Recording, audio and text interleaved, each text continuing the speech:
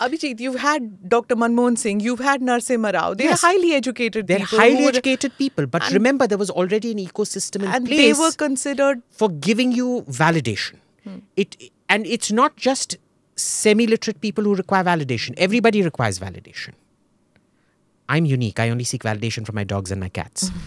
I don't seek human validation. That's But left wing, they validate each other. Even if they don't agree with each other, they validate, right? Exactly. Like, I mean, when we talk about authors in the left wing, you can, if you have Arundhati Roy, extreme left, Gandhian with guns and all that, and Pratap Bhanu Mehta, who wasn't considered left, he was considered right at one point of time, shifted and made, because, at some point of time, there were these right-wing authors, columnists, writers, journalists who, disliked Modi, so they become left-wing.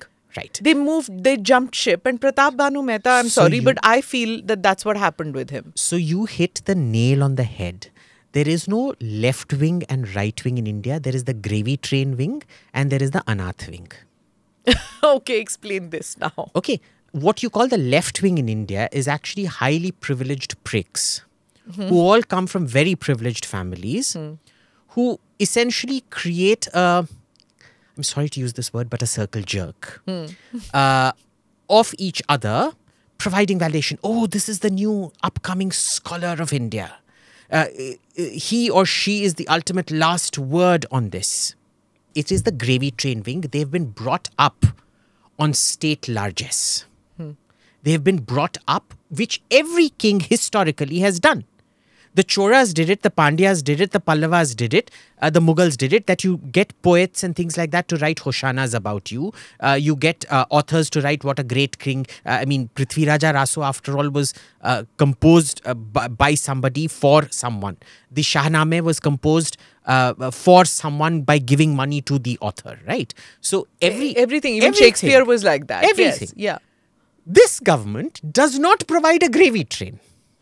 You're supposed to do everything in Desh Hit. Rashtrhit. So this is that Swayam Sevak mentality, right? So the right wing doesn't provide the gravy for the gravy train. So there's no narrative. That's what you're saying. Correct. Okay. If you are not going to give state largesse, if you're not going to give institutional validation, and the problem is the people who are in position to give institutional validation desperately seek validation from the left. Right? They will go to every left event when invited, just to score, they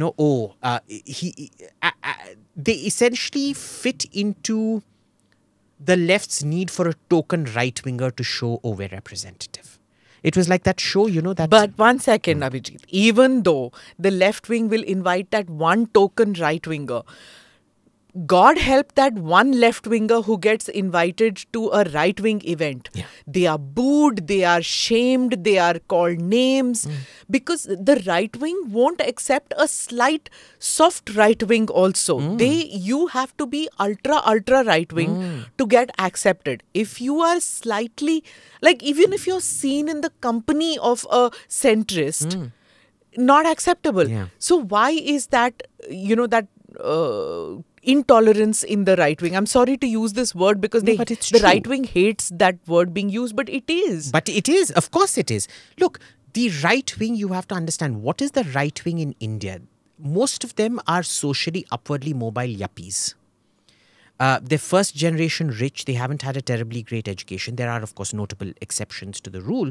But overwhelmingly, they are socially upwardly mobile. And this is where Huntington makes a very, very interesting case in The Clash of Civilizations on how emerging cultures emphasize their roots, nationalism and things like that. So this is a group that is not willing to tolerate, and it's so bad they don't even read. I mean, how are you going to oppose an idea if you're not willing to read the books of the other side?